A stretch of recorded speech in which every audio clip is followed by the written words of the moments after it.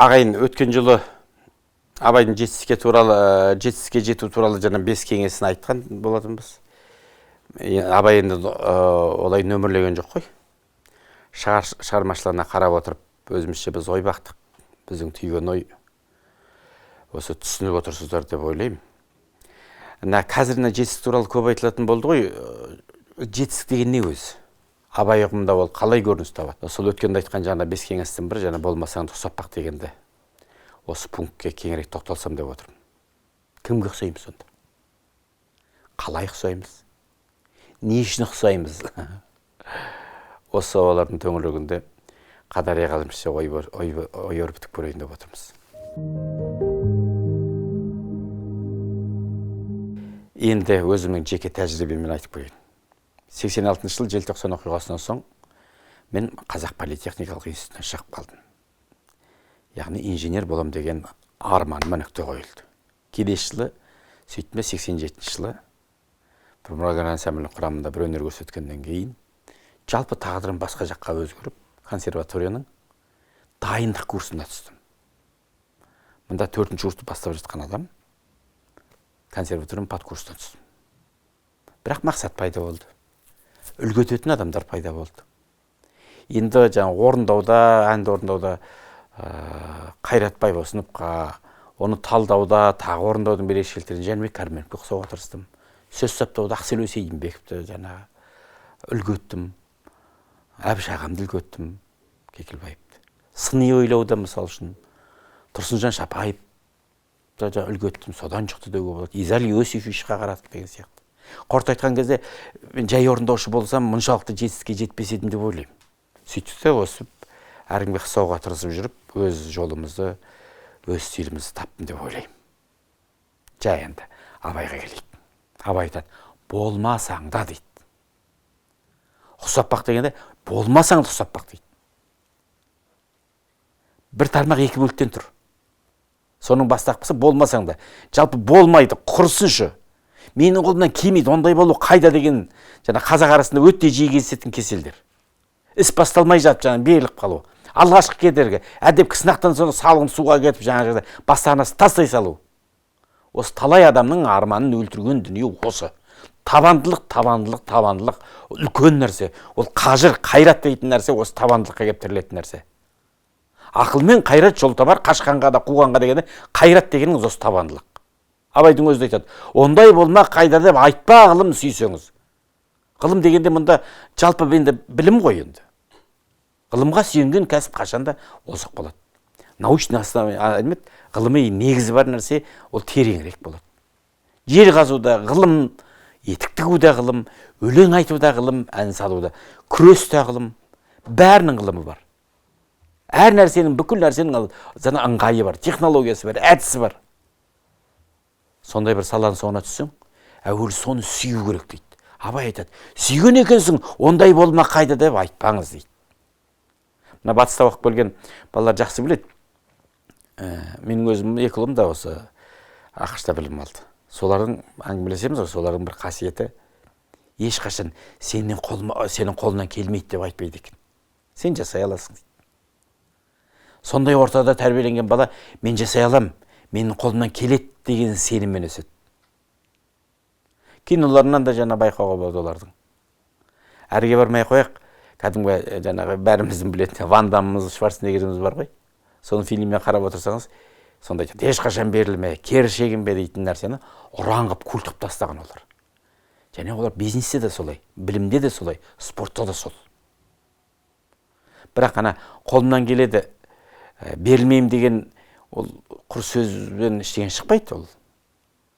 Аузыңыз айтқанмен ол қолыңыз істемесе, әрине ол құр сөз. Бұл әңгіменің басы, бұл ниеттену былайша айтқанда. Өзіңді-өзің жадылау, өзіңді-өзің программировать ету. Енді оны шешу жолы ретінде еңбек дейтін нәрсе алдыңыздан тағы да шығады. Дәл сол балаларым айтады, ақшта кісіні мақтағанда сен таланттысың деп мақтамайды. Ой, сен деген талант, дарындысың, анау деп мақтаймыз ғой. Жоқ дейді олар мақтағанда, сен еңбекқорсың деп мақтайды. Hard working деп айтады деп айтады енді өздері. осылай деп мақталса, сол мақтау ретінде қабылданып, соған кәдімгі мағұрланып тұр ғой енді. Шынында да беріле салу, қол сілтей салу, ол жалқау, табансыз адамның шаруасы ғой негізі. Ол ең оңай жол, тастай салу. Бірақ құрдымға бастайтын жол осы. Біздің жұрттың батыстан бір айырмасы, біз сенің қолынан келеді деп жаңа қайрай бермейміз, осы бір жаман жеріміз. Біз керісінше бірдеңе бастаса күмән салып беруіміз мүмкін. Қорқынышлық айтып жаңа байқа мынау. Қалай болды? Ана күні біздің балада бір деген бастап еді, болмай қалды. Ең жақсы, ең позитив деп айтқан кезде, енді қара енді өзің былай, өзің біл енді былай байқа енді. Күмән саламыз, Абай бұғанда жауап беріп қойған. Өзің есен өзіңді алып шығар, ақылын қайратымен екі жақтап.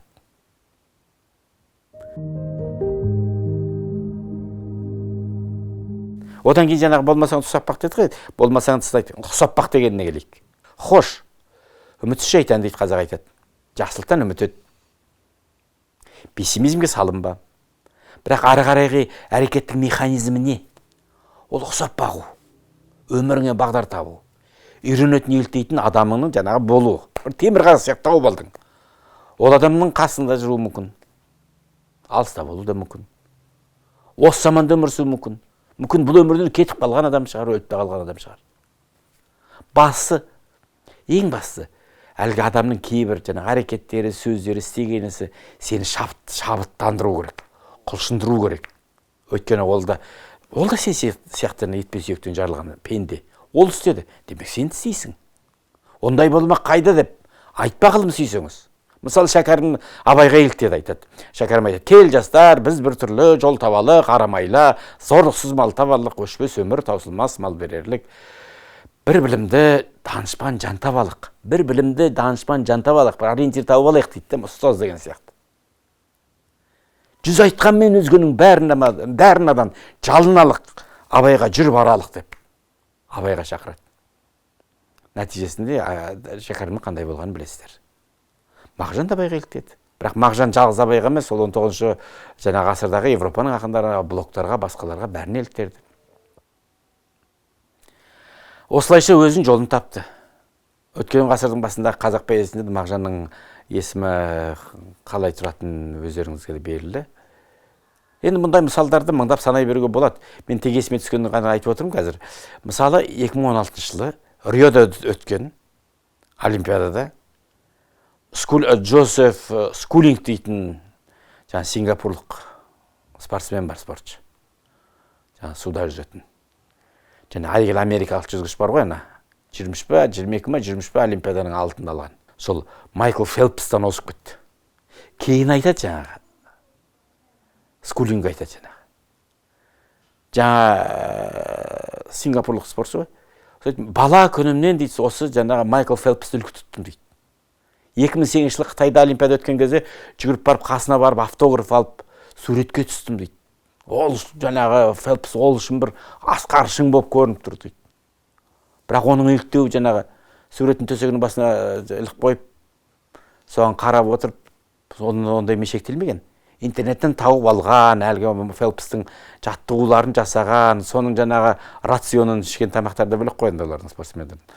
Соның жаңа ем-дом процедурасы, оның жүзу тәсілдері дегенде соны қайталаған, сондай болуға талпынған. Нәтижесін жаңа айттық, Рио Олимпиадасы кезінде өз еліктеп жүрген жаңағы пір тұтқан адамдан озған да кеткен. Джеки Чанды айтасыз. Неге Джеки Чанды айта береді?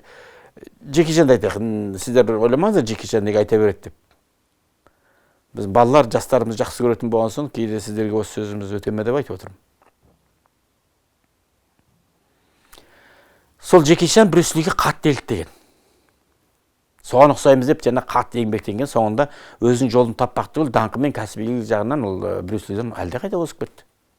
Немесе тағы бір мысал келтірейік, жастар жақсы білетін Стив Джобс. Эдвин Ленд дейтін жаңа өнертапқышты үлгі тұтады. Эдвин Ленд дегеніңіз жаңағы полароид дейтін бар ма, тіл сарақтап шығады несі, фотоаппарат. Соны ойлап тапқан адам ғой.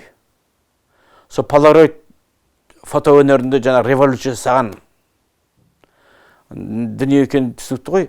Сол Стив Джобсыңыз жаңағы мына дербес компьютер, жаңа ұялы телефон, программалау саласында ол да төңкеріс жасады. Ол жаңағы ұстаздан әлде қайда өсіп кетті десек болады.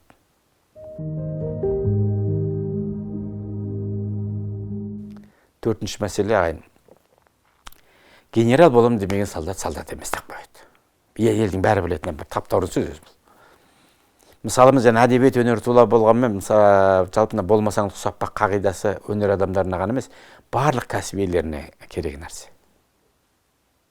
Генерал болам демеген солдат емес дейтін әйел сөзді осында меңзейтін сияқты. Мысалы біреу даяш болып жүр дейік, олардың көбі жаңағы тағы да өткен жыл айтқанда братандар жұмыс қарастырып жатыр деп жаңағы өтпелі көңіл күймен жүреді, жұмысын жүрдім бармыз дейді. Сонысынан білесіз, көңілсізден көзсіз бала туады деген сияқты, сол жүрісінен жаңағы бар үлесі бір кішкентай ғана жалақысы және өтіп жатқан қайран уақыт. Енді біраз айтады, осы мейрамхананың қожайынында мен сияқты адам ғой. Осы түбі мен де осындай бір ресторан ашсам болмай ма? Мен қазір осы жерде менеджер болсам, бас аспаз болсам деген мақсат қою мүмкін. Ондай мақсат қойған соң, адам сол жүрген жерінде бос жүрмейді, жаңа ресторанный бизнестің қыр-сырын тануға тырысады, әр нәрсеге шұқынып кірісіп сұрайды. Оны бір сұғанақтық деп көруге болмайды. Ол деген адам талабы. Азық-түлік қайдан келді, покупканы қалай жасады, кіріс шығысы қалай, қай жерден, автовойдан қалай арзан қалуға болады, жаңа кіріс шығысын қалай санау керек. Осындай сұрақтарға қызыға бастайды. Бұл жерде официант деп отқанымыз жай мысал ғана, оның орнына кез келген кәсіпті қойыңыз. Сосын барып жетістікке жете жатасыз. Бесінші мәселем, елікте, бірақ елікпетпе. Осы бір тұста бір нәзік шегері бар ағайын. Ұқсап ол қайталау емес.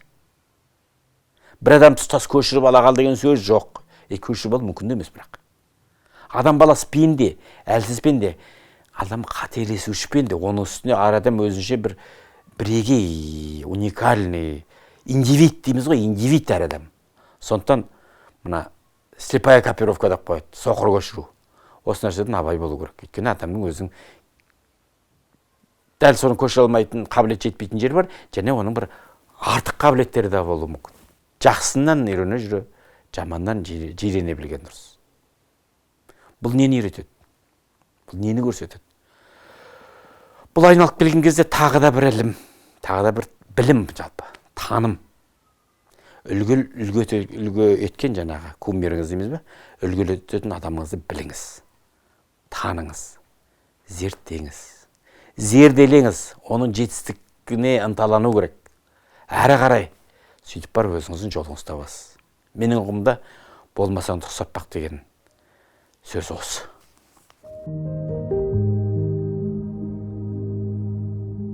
Манадан бері айтып жатырмыз, үлгі жайды әңгіме қозғап жатырмыз. Әсіресе жастарға айтатын нәрсе,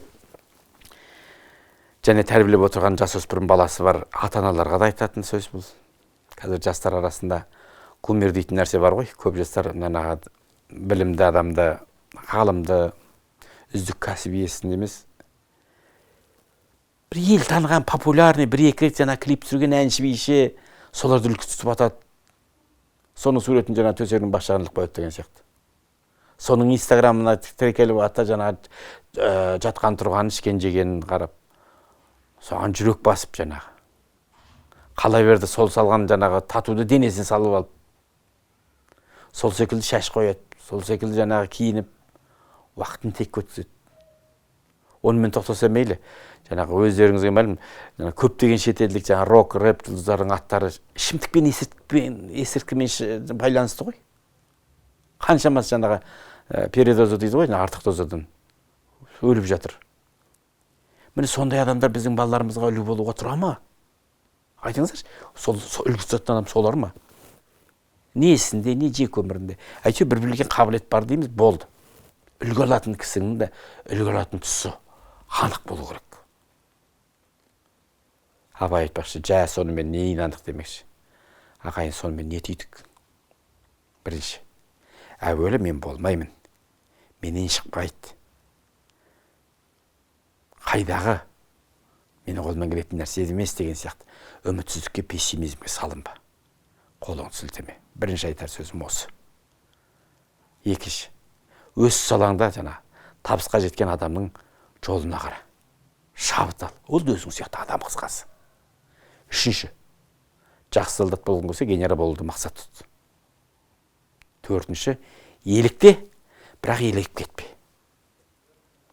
Соңғы бесінші айтарымыз, кімге ұқсағың келеді? Кімге қарап? Кімнен алып жүрсің? Осыған өте тиянақты мұқият бол. Абай айтады, ғалым болмай немене балалықты қисаңыз. Бәріміздің бойымызда жасымызға қарамай кішігірім бір балалық бар. Салғырттық па, тиянақсыздық па, қызбалық па, әр нәрсеге бір құмарланып кету ме? Осы балалық әрқайсымыздың бойымызда бар. Міне осы балалықты қисақ, осыны бойымыздағы нәрсені тыйсақ, ғылымда, орында табылады екен. Өйткені Абай солай деді.